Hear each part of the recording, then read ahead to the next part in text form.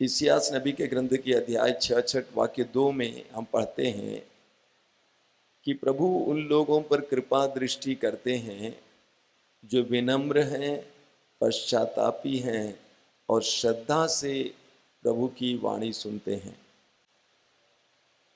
प्रभु उन लोगों पर कृपा दृष्टि करते हैं जो विनम्र हैं, पश्चातापी हैं और श्रद्धा से प्रभु की वाणी सुनते हैं। जब आप प्रभु की वाणी को श्रद्धा से सुनते हैं और उसको गंभीरता पूर्वक लेते हैं तो प्रभु आप पर अपनी आशीषें बरसाते हैं। प्रभु का आत्मा हमारे ऊपर इस समय मंडरा रहा है। हमारे लिए कई लोग इस समय प्रार्थना कर रहे हैं। जब भी मैं लोगों को सुनने के लिए अपने कानों को खोलता हूं तो मुझे लोगों से उनके दर्द पीड़ाओं के बारे में सुनने को मिलता है। कोई कहता है कि मेरे परिवार में शांति नहीं है। कोई कहता है कि मैं जीवन में परिश्रम करता हूं लेकिन उसके मुताबिक मुझे सफलता नहीं मिलती है। कोई कहता है कि मेरे मन में शांति नहीं है, मैं बेचैन रहता हूं, रात को सो नहीं पाता हूं। इस प्रकार की कई समस्याएं, जितने इंसान उतनी समस्याएं। लेकिन इन सारी समस्याओं के पीछे जो समस्या है इसके बारे में शायद ही किसी को अंदाज होगा। लोग अपने जीवन की समस्याओं को जो बाहर हैं देखते हैं लेकिन अंदर की समस्याओं को नहीं देखते हैं। आपने जो पढ़ने वाले लड़के लड़कियां और पढ़े हुए लोग हैं, आप जानते हैं कि संसार की दुनिया के उन भागों में जहां पर बहुत ज़्यादा ठंड रहती है वहां पर नदियों और समुद्रों में बर्फ हुआ करते हैं, बर्फ का पहाड़। लेकिन पहाड़ बाहर से दिखता है, बर्फ का पहाड़ छोटे छोटे जैसे टेले जैसे, लेकिन ऊपर से हमें थोड़ा ही दिखाई देता है जिसको हम लोग अंग्रेजी में आइसबर्ग कहते हैं। लेकिन अगर आप उसको उठाने का प्रयास करेंगे तब आपको पता चलेगा कि बाहर थोड़ा दिखाई दे रहा था लेकिन वो नीचे तो बहुत बड़े पहाड़ की तरह है। उसी तरह हमारे जीवन में भी है।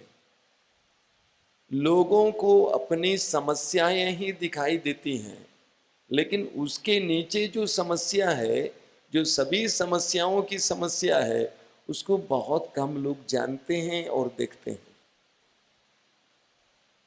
पवित्र बाइबल हमें बताती है कि ईश्वर ने सब कुछ अच्छा बनाया। उत्पत्ति ग्रंथ अध्याय 1 और 2 में भी ईश्वर ने सब कुछ अच्छा बनाया। इतना ही नहीं, ईश्वर ने कहा कि सब कुछ अच्छा है।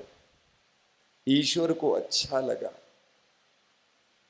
लेकिन वही बाइबल ये भी हमें सिखाती है कि ईश्वर की बनाई हुई अच्छी सृष्टि को मनुष्य के पाप ने बिगाड़ दिया। रोमी अध्याय 3 वाक्य 23 में लिखा हुआ है, सबने पाप किया और सभी ईश्वर की महिमा से वंचित हो गए। सबने पाप किया और सभी ईश्वर की महिमा से वंचित हो गए।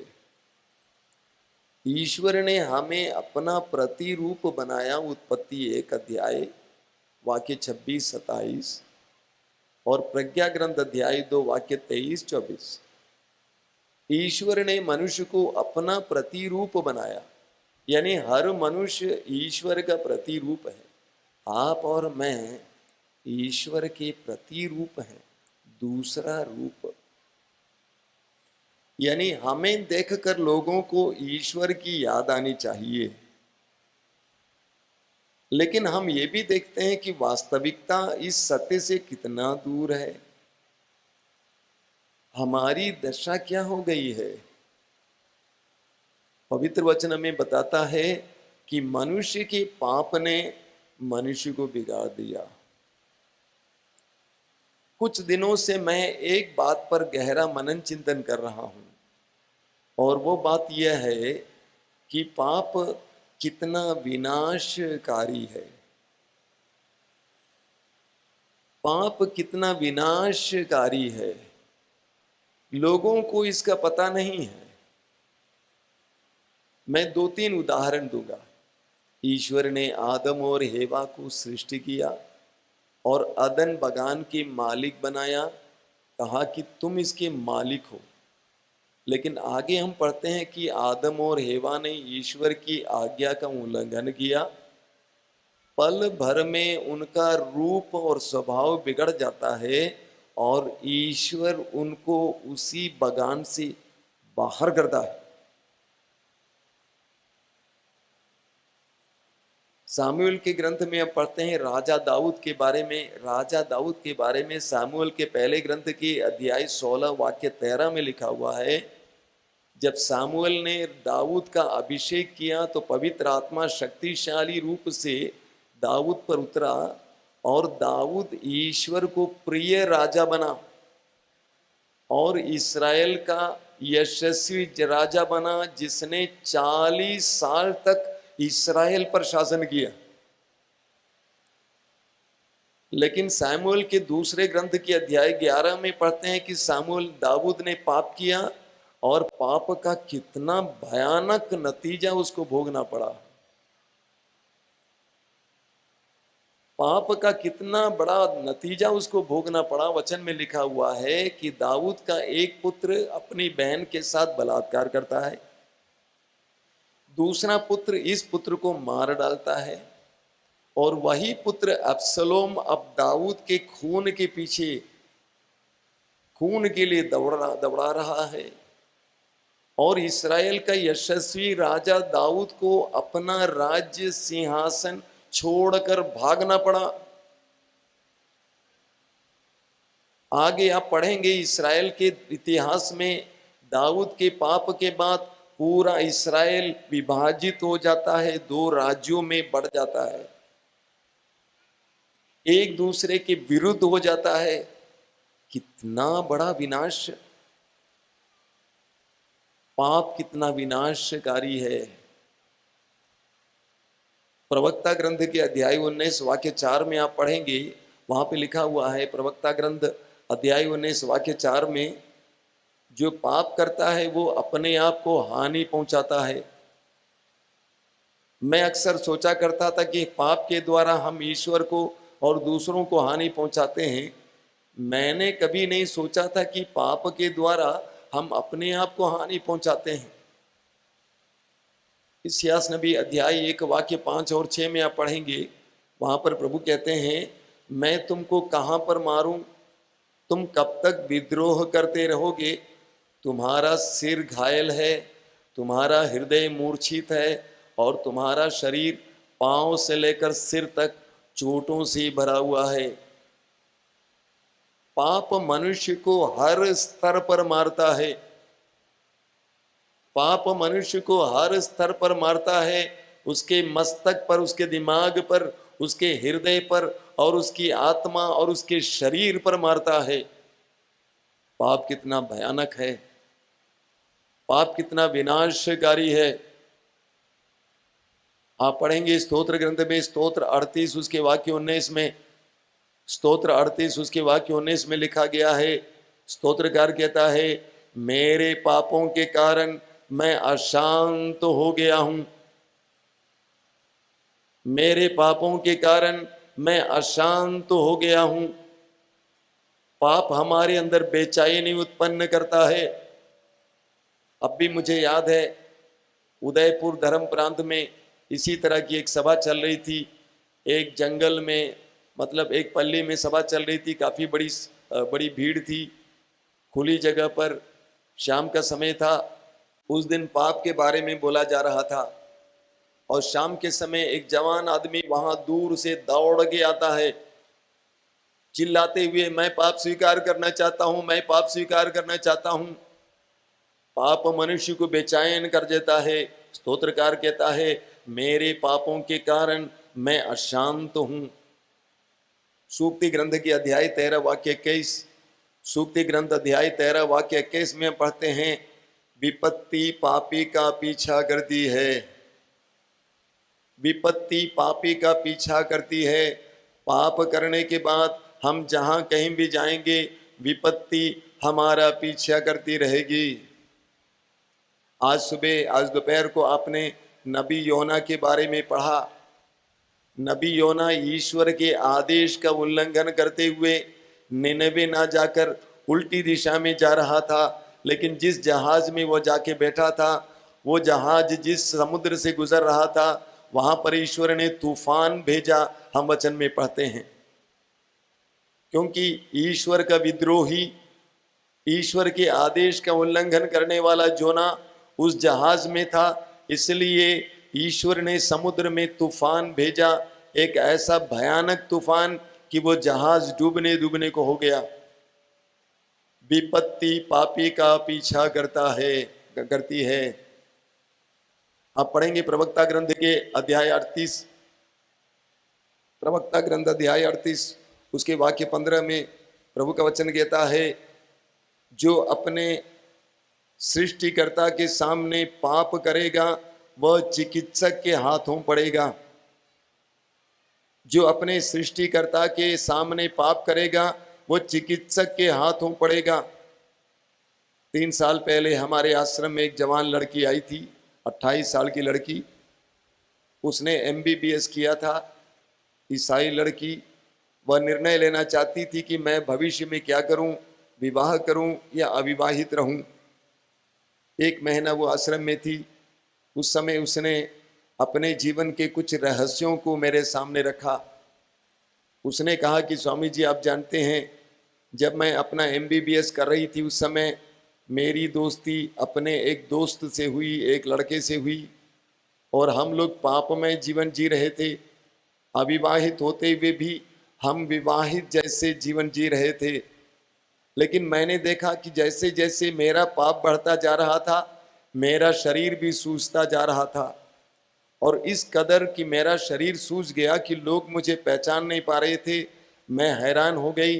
डॉक्टरों को दिखाने से डॉक्टरों ने कहा कि बहुत ज़्यादा आपको हाइपर आर्थराइटिस हो गया है, आपको विश्राम करना है। और इस प्रकार 1 साल भी चला गया, पढ़ाई गई, उसके माँ बाप का पैसा गया, गरीब परिवार की लड़की थी। और ऐसी अवस्था में उसके कुछ दोस्त उसको पकड़कर इसी प्रकार की जहाँ पे साधना चलती है ऐसे साधना केंद्र में ले गए। और उस बहन ने कहा, उस बेटी ने कहा कि मैं साधना में प्रवेश की मैंने, और मैं साधना में वचन सुनती गई। मेरी आंखों से लगातार आंसू बह रहे थे। मेरी आंखों के सामने मेरे पाप एक चलचित्र की तरह दिखाई दे रहे थे। और उसने कहा कि साधना समाप्त होने से 1 दिन पहले उसने जाकर एक फादर के सामने अपने पापों को स्वीकार किया, पाप स्वीकार संस्कार को ग्रहण किया। उस बहन ने मुझसे कहा कि स्वामी जी, आप विश्वास करेंगे, उस पाप स्वीकार के तुरंत बाद से मेरा शरीर जो सूज गया था पचकने लगा, और मेरा शरीर 2 दिन में पूरी तरह से नॉर्मल हो गया। Hallelujah, hallelujah, hallelujah, hallelujah. वचन कहता है, जो अपने सृष्टिकर्ता के सामने पाप करेगा वह डॉक्टर के, वैद्य के हाथों पड़ेगा। स्तोत्र 107 उसके वाक्य 17 में आप पढ़ेंगे। स्तोत्र 107 वाक्य 17 में लिखा हुआ है, कुछ लोग अपने कुकर्म के कारण बीमार पड़ गए थे, वे अपने पापों के कारण कष्ट झेल रहे थे। कुछ लोग अपने कुकर्म के कारण बीमार पड़ गए थे, वे अपने पापों के कारण कष्ट झेल रहे थे। हमारी कई बीमारियां हमारे पापों के चलते आ सकती हैं। प्रभु का वचन स्पष्ट है। प्रभु कहते हैं कुछ लोग, जितने भी लोग बीमार हैं, प्रभु ये नहीं बताते हैं कि वे सभी अपने पापों के कारण बीमार हैं, लेकिन प्रभु कहते हैं कुछ लोग अपने कुकर्म के कारण बीमार पड़ गए हैं। मैं कहूँगा आज बहुत से लोग अपने पापों के कारण ही बीमार पड़े हुए हैं। हमारी बीमारी के पीछे हमारी आध्यात्मिक बीमारी है। सुसमाचारों में हम पढ़ते हैं, विशेष करके लूकस के सुसमाचार के अध्याय 5 में प्रभु यीशु एक घर में सुसमाचार सुना रहे थे, और कुछ लोग एक अर्धांग रोगी को यीशु के सामने लाना चाहते थे, इसलिए कि उनके चारों ओर भीड़ लगी हुई थी। उन्होंने पीछे में आकर छत को खोला और एक खाट के सहारे उस अर्धांग रोगी को यीशु के सामने रखा। यीशु ने लोगों के विश्वास को देखकर उस अर्धांग रोगी से कहा, बेटा तुम्हारे पाप क्षमा हो गए हैं, बेटा तुम्हारे पाप क्षमा हो गए हैं। उसके बाद प्रभु यीशु ने उसको पूरी तरह से चंगा किया। प्रभु इसके द्वारा क्या बताना चाहते हैं, उस अर्धांग रोगी के शारीरिक रोग का मुख्य कारण उसका आंतरिक या आध्यात्मिक रोग था, यानी उसके पाप थे। इसलिए प्रभु ने उसे पहले आध्यात्मिक रोग से छुटकारा दिया, उसके बाद उसके शारीरिक रूप से रोग से छुटकारा दिया। यूहन्ना के सुसमाचार के अध्याय 5 में आप पढ़ेंगे, यूहन्ना का सुसमाचार अध्याय 5, प्रभु यीशु यरूशलेम मंदिर के पास जो कुंड था जिसका नाम था बेतसदा, उस कुंड के पास चले जाते हैं। माना जाता था कि उस कुंड में कभी ना कभी कोई स्वर्गदूत उतरता था, पानी को हिलोर देता था, और जो भी रोगी उस समय उस पानी में उतरता था वो चंगा हो जाता था। इसलिए उस कुंड के चारों ओर बहुत सारे रोगी पड़े हुए थे। प्रभु यीशु वहां पे भ्रमण करते हैं और एक ऐसे रोगी के पास आकर खड़े हो जाते हैं जिसके विषय में लिखा है कि वो 38 साल से बीमार पड़ा हुआ था। वो भी अर्धांग रोगी था जिसका शरीर सूख गया था। वो 38 साल से बीमार पड़ा हुआ था। प्रभु यीशु ने उसके पास जाकर उससे पूछा, क्या तुम चंगा होना चाहते हो? उसने कहा कि मुझे पानी तक पहुंचाने के लिए कोई नहीं है। प्रभु ने उससे कहा कि अपने चारपाई उठाकर घर चले जाओ, और उसी वक्त वो चंगा हो जाता है। आप सोचिए, 38 साल के बाद अगर कोई रोगी चंगा होकर चलने लगे तो क्या इधर उधर देखेगा? मैं सोचता हूं कि वो सीधे अपने घर की ओर चल पड़ा। लोगों ने उससे पूछा कि किसने तुम्हें चंगा किया? उसने कहा मैंने नहीं देखा, एक आवाज सुनाई दी, किसी ने कहा कि अपनी चारपाई उठाकर चले जाओ, और मैंने उसके आदेश का पालन किया। बाद में प्रभु यीशु उसे मंदिर में पाते हैं। यूहन्ना का समाचार अध्याय 5 वाक्य 14 में आप पढ़ेंगे, प्रभु यीशु उस रोगी को मंदिर में पाते हैं जो चंगा हुआ था, और प्रभु उसके पास चले जाते हैं और उससे एक बात कहते हैं। क्या बात कहते हैं? सुनो, देखो तुम चंगे हो गए हो, आगे पाप नहीं करना, वरना इससे भी बड़ा संकट तुम पर आ पड़ेगा। जरा सोचिए, 38 साल से जो पड़ा हुआ था, इससे बड़ा कौन सा संकट आ सकता है? यानी प्रभु ये बताना चाहते हैं कि पाप हमारे जीवन में कितना बड़ा संकट ला सकता है। पाप का स्वभाव ही विनाशकारी है। कुछ लोग सोचते हैं कि अगर हम पाप करेंगे तो ईश्वर हमको मारेगा, दंड देगा। बिल्कुल नहीं, ईश्वर दयालु है, लेकिन पाप का स्वभाव विनाशकारी है। जिस तरह बम का स्वभाव विनाशकारी है, बम फट जाता है, जो भी उसके बगल में है उसका विनाश होता है, उसी तरह पाप का स्वभाव ही विनाशकारी है। जब हम पाप करेंगे उसका नतीजा हमें भोगना पड़ता है, क्योंकि वो विनाशकारी है। वो हमारे जीवन में विपत्तियां लाता है, हमारे जीवन में समस्याएं लगता है। सूक्ति ग्रंथ के अध्याय 15 वाक्य 27, सूक्ति ग्रंथ अध्याय 15 वाक्य 27 में कितना सुंदर वचन है। वहां पे लिखा हुआ है, पाप की कमाई एकत्र करने वाला व्यक्ति अपने घर को संकट में डालता है। पाप की कमाई एकत्र करने वाला व्यक्ति अपने घर को संकट में डालता है। तो हमारे जीवन की समस्याओं का एक मुख्य कारण हमारे ही पाप हैं। सवाल ये खड़ा होगा, हमें क्या करना होगा? समय कम है, इसीलिए हम इस बात पर मनन करेंगे। सवाल यह है कि हमें क्या करना होगा। वचन में लिखा हुआ है कि सबने पाप किया, आपने, मैंने, सबने पाप किया, और सभी पाप का नतीजा भोग रहे हैं।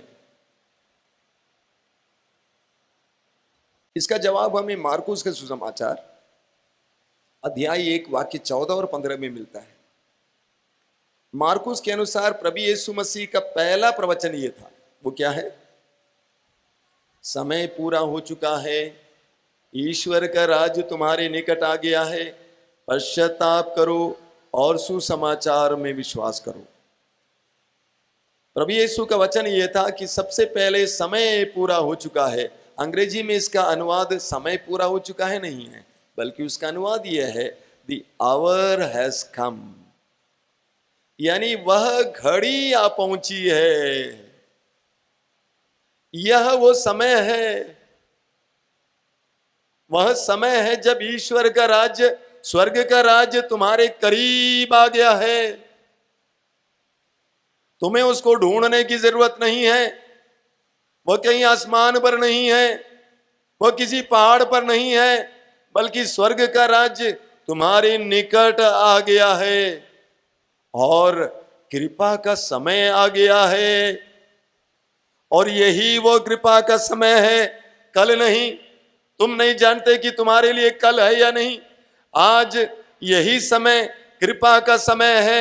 ईश्वर का राज्य तुम्हारे निकट आ गया है, जिसकी तू कामना कर रहा है, जिसके लिए तू बराबर प्रार्थना कर रहा है। प्रभु, मेरे परिवार में शांति नहीं है, मेरे जीवन में शांति नहीं है, मेरे परिवार में सफलता नहीं है, मेरे परिवार में प्रेम नहीं है। वह प्रेम, शांति, न्याय का वो राज्य तुम्हारे निकट आ गया है। क्या तुम उसका स्वादन करना चाहते? क्या तुम उसका अनुभव करना चाहते? तो यीशु कहते हैं तुम्हें दो काम करना होगा। सबसे पहले तुम्हें पश्चाताप करना होगा, दूसरा तुम्हें सुसमाचार पर विश्वास करना होगा। तो प्रभु हमारे सामने दो बातें रखते हैं, सब लोग कान खोलकर सुने। प्रभु कहते हैं क्या तुम चाहते हो कि ईश्वर का राज्य तुम्हारे और तुम्हारे जीवन के और तुम्हारे परिवार के जीवन में आए? तुम्हें दो काम करना है। सबसे पहले तुम्हें पश्चाताप करना है, दूसरा है सुसमाचार में विश्वास करना। सबसे पहले प्रभु कहते हैं ईश्वर के राज्य का अनुभव करने के लिए तुम्हें पश्चाताप करना होगा। लेकिन आधुनिक इंसान पश्चाताप करना नहीं चाहता है। क्यों?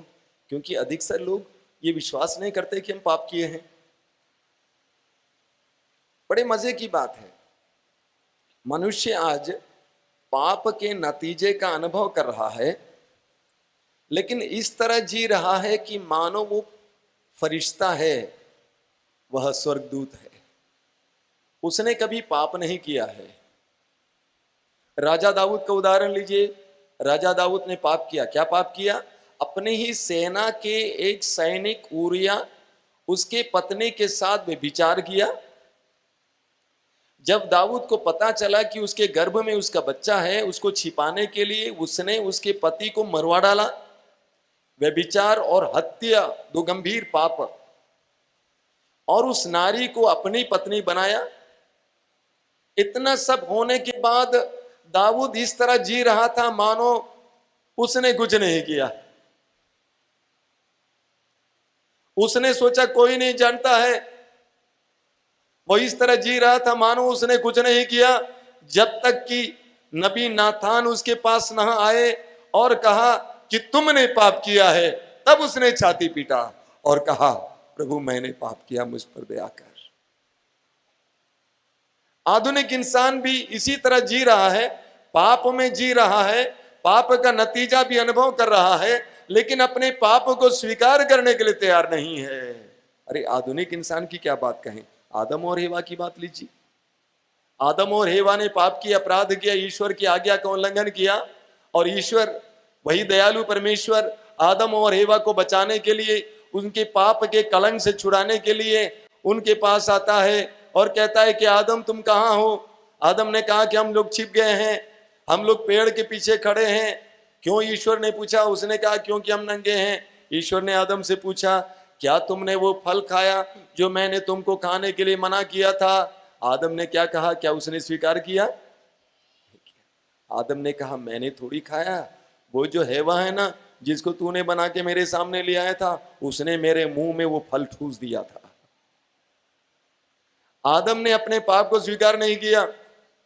ईश्वर हेवा की ओर मुड़ता है, उससे पूछता है क्या तुमने वो फल खाए जो मैंने खाने के लिए मना किया था? उसने कहा मैंने कहाँ खाया, तूने जो सर्प को बनाया ना, उसने तोड़ा और मेरे मुंह में डाल दिया और मैं निकल गई। अपने पाप को स्वीकार करने को तैयार नहीं है, जबकि वे पाप का नतीजा भोग रहे थे और पेड़ों के पीछे खड़े थे। कितना सुंदर प्रतीक है ये, आप और मेरा प्रतीक है। अब देखिए उसका बेटा काइन ने हाबिल की हत्या की। ईश्वर ने देखा, लेकिन वही ईश्वर दयालु परमेश्वर काइन के पास आता है। क्या के लिए? ताकि उसको उसके पाप के कलंक से बचाए। और काइन से पूछता है, कितना विनम्र ईश्वर है हमारा, पूछता है, बेटा काइन, तुम्हारा भाई हाबिल कहां है? मानो ईश्वर को कुछ नहीं मालूम है। इतनी नम्रता पूर्वक, इतनी दयालुता पूर्वक ईश्वर ने काइन से पूछा, तुम्हारा भाई हाबिल कहां है? क्या वो समय था काइन के लिए कि अपना छाती पीट कर ये बोले, हे ईश्वर मुझ पर दया कर? लेकिन उसने पश्चाताप नहीं किया, अपने पाप को स्वीकार नहीं किया। उसने पूछा, क्या मैं अपने भाई का रखवाला हूं? यूहन्ना का पहला पत्र अध्याय 1 वाक्य 8, यूहन्ना का पहला पत्र अध्याय 1 वाक्य 8 में लिखा हुआ है। यूहन्ना लिखते हैं, यदि हम कहें कि हम निष्पाप हैं तो हम अपने आप को धोखा देते हैं और हम में कोई सत्यता नहीं है। यदि हम कहें कि हम निष्पाप हैं तो हम अपने आप को धोखा देते हैं और हम में कोई सत्यता नहीं है। इस्यास नबी अध्याय 30 उसके वाक्य 15 में लिखा हुआ है। इस्यास अध्याय 30 वाक्य 15 में प्रभु का वचन कहता है, पश्चाताप और स्वीकृति में तुम्हारा कल्याण है। पश्चाताप और स्वीकृति में तुम्हारा कल्याण है। कई लोग पाप के बारे में सुनना नहीं चाहते हैं, बोलते हैं तो पुरानी बात है। आप लोग पाप के बारे में बहुत कुछ बोलते हैं, ऐसा क्यों है? क्योंकि जब तक पाप की स्वीकृति नहीं होती है, पश्चाताप नहीं होता है, आपके जीवन में ईश्वर का राज्य आ ही नहीं सकता है। सूक्ति ग्रंथ उसके अध्याय 28 वाक्य 13, सूक्ति ग्रंथ के अध्याय 28 वाक्य 13 में लिखा हुआ है, जो अपने पाप को छिपाता है वह कभी उन्नति नहीं करेगा। जो अपने पाप को छिपाता है वह कभी उन्नति नहीं करेगा। आज इंसान अपने पाप को स्वीकार करने को तैयार नहीं है, वह उपाय ढूंढ रहा है। उपाय ढूंढते हैं और जमाना ऐसा है कि उपाय बिक रहा है, अंधविश्वास का व्यापारीकरण हो रहा है।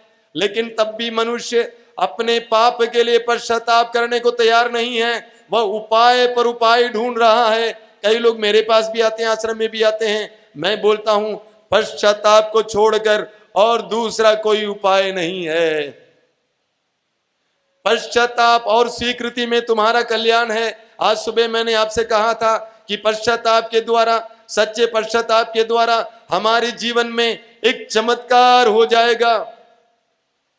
जब हम वास्तव में अपने पापों के लिए ईमानदारी से पश्चाताप करेंगे, हमारे और हमारे परिवार में ईश्वर के अनुग्रह का भंडार खुल जाएगा। प्रभु का वचन कहता है, जो अपने पाप को छिपाता है वह कभी उन्नति नहीं करेगा। लेकिन अगले वचन में क्या लिखा हुआ है? वाक्य 14 में लिखा हुआ है, क्या लिखा हुआ है? जो अपने पाप को प्रकट करेगा और उसका परित्याग करेगा, उस पर दया की जाएगी। जो अपने पाप को स्वीकार करेगा, प्रकट करेगा और उसको परित्याग करेगा, उस पर दया की जाएगी।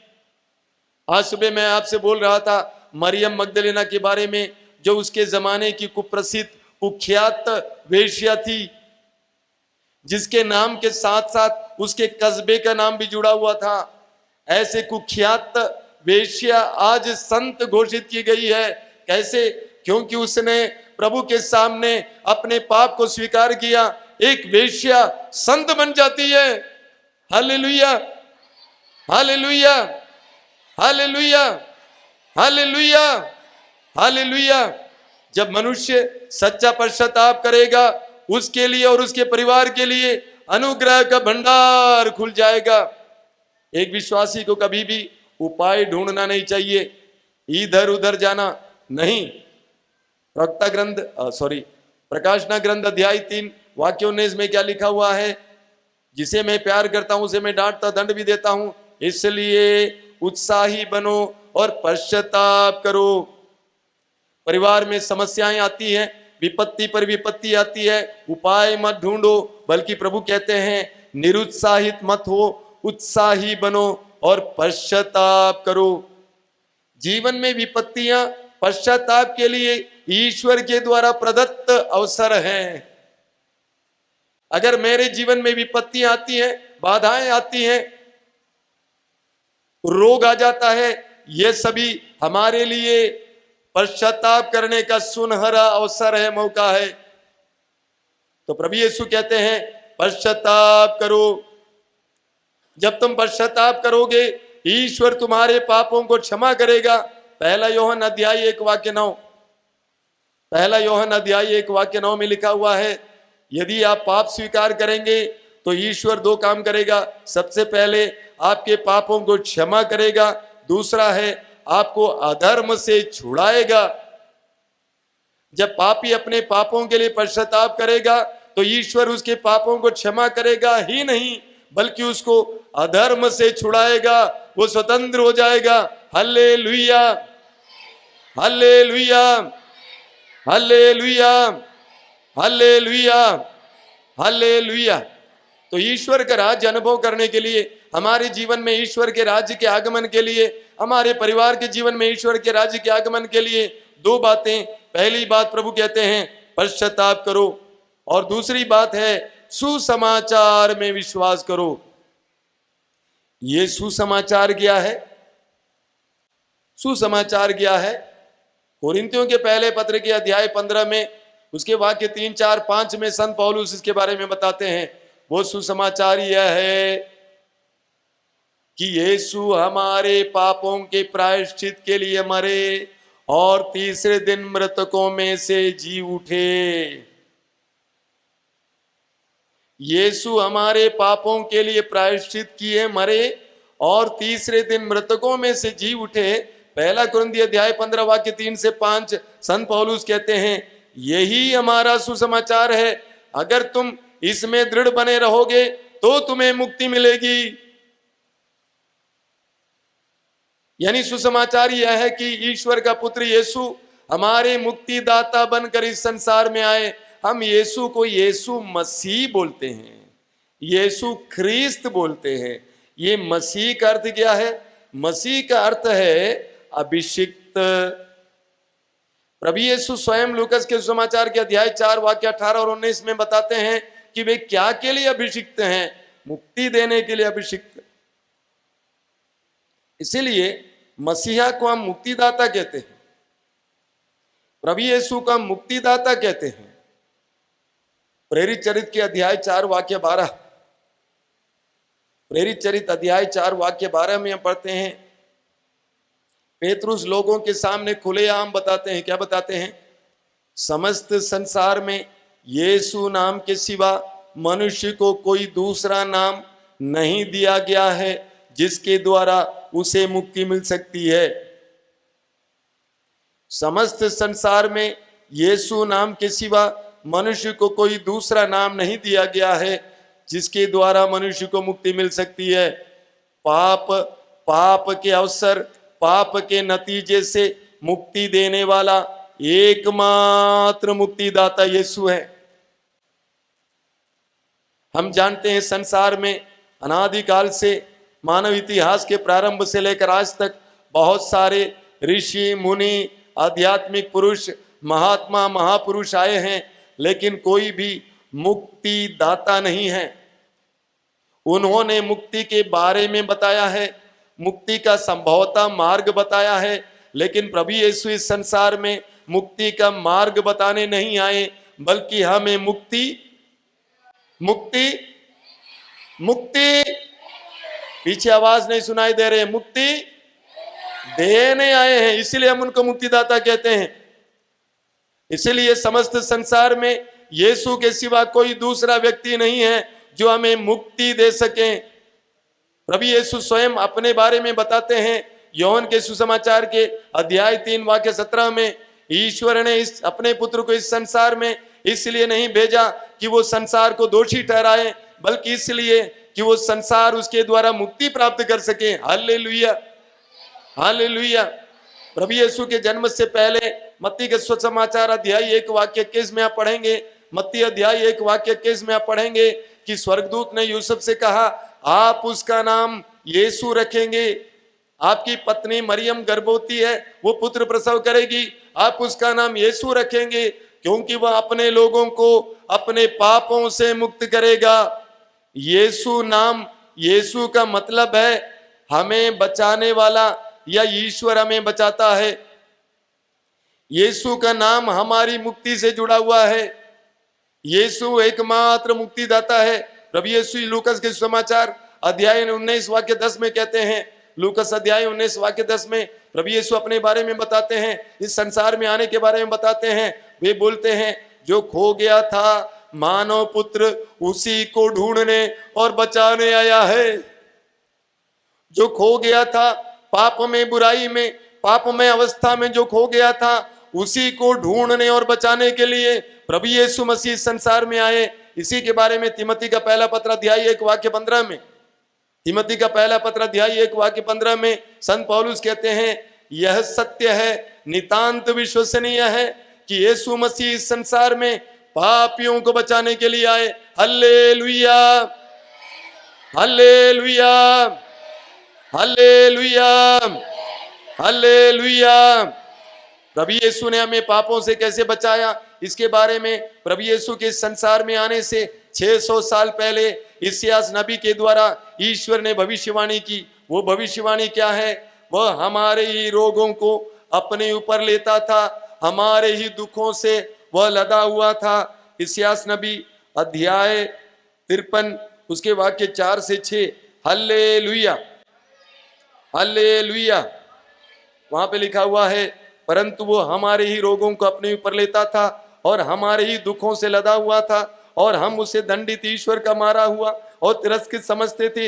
हमारे पापों के कारण वह छेदित किया गया है, हमारे कुकर्मों के कारण वह कुचल दिया गया है। जो दंड वह भोगता था उसके द्वारा हमें शांति मिली है, और उसके घावों द्वारा हम भले चंगे हो गए हैं। Hallelujah, hallelujah, hallelujah. यानी उसने हमारे रोगों को अपने ऊपर उठा लिया, हमारे दुखों को अपने ऊपर उठा लिया। इतना ही नहीं, हमारे पापों का दंड उसने अपने ऊपर ले लिया। एक छोटा सा उदाहरण देता हूं। मान लीजिए मेरे भाई ने एक बहुत बड़ा रकम किसी से चोरी कर ली। उसने कहीं से 10 लाख ले लिया और पुलिस को भनक लगी। पुलिस को पता चला कि उसी ने लिया है, उसके पास रकम है। जब मुझे पता चलता है कि मेरा भाई पकड़ा जाएगा क्योंकि उसने 10 लाख रुपया लिया है किसी से, तो मैंने क्या किया? मैंने कहा, बेटा देखना, वो रकम मुझे दे दे, वह रकम मुझे दे दे। मैंने उससे वो रकम ले लिया और पुलिस के सामने मैं हाजिर हुआ। मैंने कहा, देखिए ये पैसा लिया हुआ है, मैंने लिया है। हालांकि मैंने चोरी नहीं की, बल्कि मैं इसलिए चोर बनता हूं क्योंकि चोरी का माल मेरे पास है। प्रभु यीशु ने कुछ ऐसा ही किया। कुरिन्थियों का दूसरा पत्र अध्याय 5 वाक्य 21, कुरिन्थियों का दूसरा पत्र अध्याय 5 वाक्य 21 में हम पढ़ते हैं, वह निष्पाप थे, उसने कोई पाप नहीं किया था, लेकिन हमारे कल्याण के लिए वह पाप का भागी बन गया। गलाती अध्याय 3 वाक्य 13 में हम पढ़ते हैं, गलाती अध्याय 3 वाक्य 13 में वचन में लिखा हुआ है, हमारे लिए वह अभिशप्त बन गया, क्योंकि जो क्रूस पर लटकाया जाता था वह अभिशप्त माना जाता था। तो प्रभु यीशु ने हमारे रोगों, हमारे पापों के बोझ को अपने ऊपर ले लिया। एक छोटी सी कहानी सुनाऊंगा, 2 भाइयों की कहानी, शायद आपने सुना होगा। बड़ा भाई, छोटा भाई। बड़ा भाई बहुत अच्छा था, समाज में सम्मानित, लेकिन छोटा भाई बचपन से ही नटखट था, बदमाश बन गया। जवान हो गया तो बहुत बड़ा बदमाश निकला, इसलिए कि वो बदमाश था। उसके बहुत सारे दोस्त थे और बहुत सारे दुश्मन भी थे, इसीलिए वो अपनी जेब में हमेशा एक छुरी रखा करता था। एक दिन की बात है, एक मित्र के साथ उसकी बातचीत होती है। बातचीत में गर्मा गर्मी होती है। अचानक वो अपनी छुरी उठाता है। हर समय की भांति वो अपनी छुरी को अपने मित्र के कलेजे में भोंक देता है।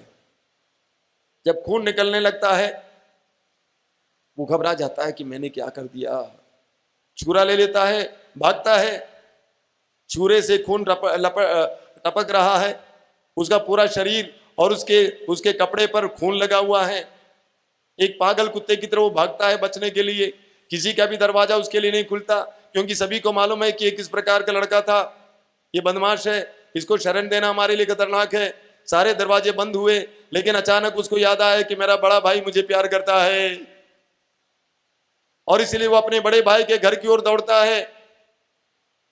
बड़े भाई को दूर से देखा और चिल्ला कर कहता है कि भैया मुझे बचाओ। बड़े भाई ने दूर से देखा, उसका खूनी कपड़ा और हाथ में छुरा जिससे खून टपक रहा है। छोटा भाई पास आया, बड़े भाई ने कहा कि बेटा बातचीत के लिए समय नहीं है, तुम एक काम कर, अपनी छुरी मुझे थमा दो, अपना खूनी कपड़ा मुझे दे दो, मेरे घर के अंदर प्रवेश कर, मेरा अच्छा कपड़ा पहन, पीछे के दरवाजे से भाग जा। छोटे भाई ने ऐसा ही किया। बड़े भाई ने छोटे भाई के उस वस्त्र को धारण किया, वो छुरा उसके हाथ में था। तब तक पुलिस और भीड़ आ गई। उन्होंने देखा कि वही चेहरा, वही छुरी, वही कपड़ा। बड़ा भाई छोटे भाई की जगह पर अरेस्ट किया गया। बाद में वो मजिस्ट्रेट के सामने पेश किया गया। मजिस्ट्रेट ने देखा कि उस इंसान का चेहरा एक फरिश्ते का चेहरा है, मासूम चेहरा है, और उसके ऊपर इल्जाम पर इल्जाम लगाया जा रहा था। मजिस्ट्रेट हैरान हो जाता है, बड़े भाई से पूछता है कि भाई बोल, सत्य क्या है, क्या तुमने ये सब किया है? बड़ा भाई कैसे बोलता कि मैं अपने छोटे भाई की जगह पर मैंने किया, मैं यहाँ पे खड़ा हूँ। बड़ा भाई का मुंह बंद था, वो चुप रहा, मौन रहा। उसको फांसी की सजा मिल जाती है और वो मार डाला जाता है। 2000 वर्ष पहले यही घटना हुई। कलवारी पहाड़ पर ईश्वर का पुत्र यीशु मनुष्यों के पापों को अपने ऊपर लेकर एक महान प्रायश्चित के रूप में मर जाता है। रोमी अध्याय 3 वाक्य 25 में संत पौलुस कहते हैं, ईश्वर ने चाहा कि ईसा रक्त बहाकर पापों का प्रायश्चित करें और हम विश्वास के द्वारा उसका फल प्राप्त करें। 2000 वर्ष पहले कलवारी पहाड़ी पर एक घटना हुई जो इतिहास का सबसे महत्वपूर्ण घटना है। उस पहाड़ी पर जहां पर अपराधी मार डाले जाते थे, ईश्वर का पुत्र निर्दोष मेमना, पहला पेतरुस अध्याय 1 वाक्य 18-19, वहां पे पेतरुस कहते हैं एक निर्दोष मेमना अर्थात यीशु मसीह का मूल्यवान रक्त, उसकी कीमत पर आप लोग खरीदे गए, संत पेतरुस कहते हैं। तो 2000 वर्ष पहले प्रभु यीशु ने हमारे पापों का बोझ अपने ऊपर उठा लिया। कान खोलकर सुनना, रोमी अध्याय 3 वाक्य 25, उसको मैं दोहराता हूं, आपसे बुलवाऊंगा, मेरे पीछे दोहराइए। प्रभु का वचन कहता है, ईश्वर ने चाहा कि ईसा रक्त बहाकर पापों का प्रायश्चित करें और हम विश्वास के द्वारा उसका फल प्राप्त करें। आंखें बंद करके मुंह खोलकर पूरे विश्वास के साथ उसको दोहराना। ये वचन चंगाई देने वाला वचन है, सामर्थ्यपूर्ण वचन है। ईश्वर ने चाहा कि ईसा रक्त बहाकर हमारे पापों के लिए प्रायश्चित करें और हम विश्वास के द्वारा उसका फल प्राप्त करें। Hallelujah, hallelujah, hallelujah, hallelujah. ईश्वर ने चाहा कि ईसा रक्त बहाकर हमारे पापों के लिए प्रायश्चित करें और हम विश्वास के द्वारा उसका फल प्राप्त करें। हालेलुया। संत पौलुस कहते हैं कि ईश्वर ने चाहा कि ईसा रक्त बहाकर हमारे पापों के लिए प्रायश्चित करें। यह ईश्वर की योजना थी। 2000 वर्ष पहले कलवारी पहाड़ी पर जो घटना घटी वह अकस्मात नहीं हुई, वह कोई दुर्घटना नहीं है, बल्कि ईश्वर की सुनिश्चित सुनियोजित योजना का हिस्सा है। ईश्वर ने चाहा, और हाँ 2000 वर्ष पहले वो घटना घटित हुई। अब देखिए उस घटना का फल हम कैसे प्राप्त करेंगे, उसके बारे में पौलुस लिखते हैं, विश्वास के द्वारा उसका फल प्राप्त करेंगे। कैसे प्राप्त करेंगे? किस चीज पर विश्वास के द्वारा? हाँ, भगवान पर। कौन सा भगवान जी? नाम ले लूं? कौन सा ईश्वर जी? यीशु पर विश्वास के द्वारा। किस पर विश्वास के द्वारा? हाँ, हालेलुया, हालेलुया, हालेलुया। हाँ, इतना ही नहीं, किस पर विश्वास के द्वारा? यीशु के उस बलिदान पर विश्वास के द्वारा। कैसे विश्वास के द्वारा? हालेलुया। हाँ, मैं जानता हूं कि अधिकतर यहाँ पे कैथोलिक लोग हैं और कैथोलिक लोग क्रूस पहनते हैं, क्रूस का चिन्ह बनाते हैं, क्रूस चूमते हैं, घर पे क्रूस बनाते हैं, लेकिन इसका मर्म नहीं समझते हैं। संत पौलुस कहते हैं, ईश्वर ने चाहा कि ईसा रक्त बहाकर हमारे पापों का प्रायश्चित करें और हम उस क्रूस के बलिदान पर विश्वास के द्वारा उसका फल प्राप्त करेंगे। Hallelujah, hallelujah, hallelujah. यीशु के क्रूस के बलिदान पर विश्वास के द्वारा, यानी ये विश्वास करना कि यीशु ने मेरे पापों के लिए क्रूस पर प्रायश्चित की बलि चढ़ाई है। हालेलुया। यीशु ने मेरे पापों के लिए क्रूस पर प्रायश्चित की बलि चढ़ाई है। मेरे पीछे दोहराइए, यीशु ने मेरे पापों के लिए क्रूस पर प्रायश्चित की बलि चढ़ाई है। 2000 वर्ष पहले ईश्वर का पुत्र यीशु, निर्दोष मेमना यीशु हमारे पापों के लिए प्रायश्चित किए और उनके बलिदान के द्वारा हमारे पापों का प्रायश्चित हुआ है। योहन का पहला पत्र अध्याय 2 वाक्य 2, योहन का पहला पत्र अध्याय 2 वाक्य 2 में लिखा गया है, यीशु मसीह हमारे पापों के लिए प्रायश्चित किए, न केवल हमारे पापों के लिए बल्कि समस्त संसार के पापों के लिए भी प्रायश्चित किए। Hallelujah, hallelujah. यही सुसमाचार है। और उसके बाद वो तीसरे दिन मृतकों में से जी उठे। जो व्यक्ति इस सुसमाचार पर विश्वास करेगा, उसके जीवन में प्रभु यीशु मसीह के उस महान बलिदान और पुनरुत्थान की कृपा देखने को मिलेगी। बंधनों से छुटकारा मिलेगा, रोगों से छुटकारा मिलेगा, बुरी आदतों से छुटकारा मिलेगा, पाप में अवस्था से छुटकारा मिलेगा। Hallelujah, hallelujah. प्रभु यीशु मसीह हमें न केवल पाप से छुड़ाने आए, बल्कि हमें पाप से छुड़ाकर अनंत जीवन के योग्य बनाने आए। Hallelujah, hallelujah. जब तक हम पाप में जिएंगे हम मर जाएंगे, हम अनंत जीवन के लायक नहीं होंगे। लेकिन प्रभु यीशु इस संसार में आए, अपने बलिदान के द्वारा हमारे पापों के लिए प्रायश्चित किए और अपने पवित्र वचन और अपने सामर्थ्य के द्वारा हमें पाप से बचने के लिए शक्ति देता है, ताकि हम पाप को छोड़कर अनंत जीवन के लायक जीवन जी सके। Hallelujah, hallelujah, hallelujah. इसलिए हमें प्रभु यीशु मसीह पर विश्वास करना है कि वही एकमात्र मुक्तिदाता है, वही मुझे छुड़ा सकता है, मेरे परिवार को छुड़ा सकता है, वही मरने के बाद तीसरे दिन मृतकों में से जी उठा है। जब हम विश्वास करने लगते हैं, उनके बलिदान और पुनरुत्थान का असर और उसका परिणाम हमारे ऊपर आएगा। Hallelujah, hallelujah. हाथ खोलिए, आंखें बंद कीजिए।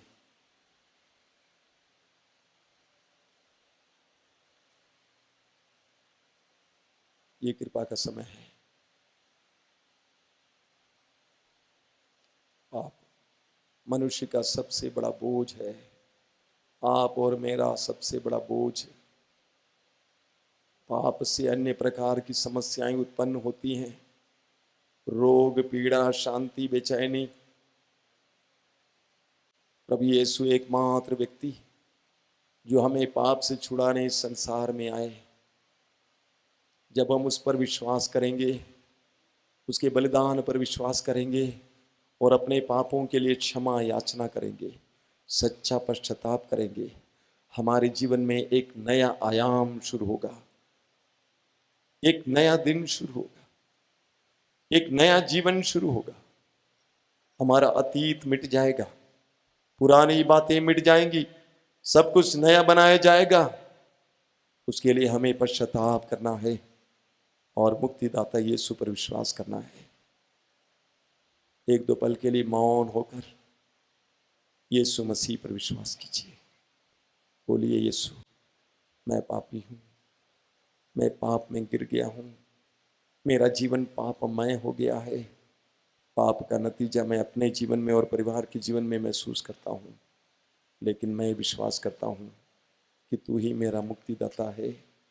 तू ही मुझे पाप के कलंक और दलदल से बाहर ला सकता है। तू ही मुझे अनंत जीवन के योग्य बना सकता है।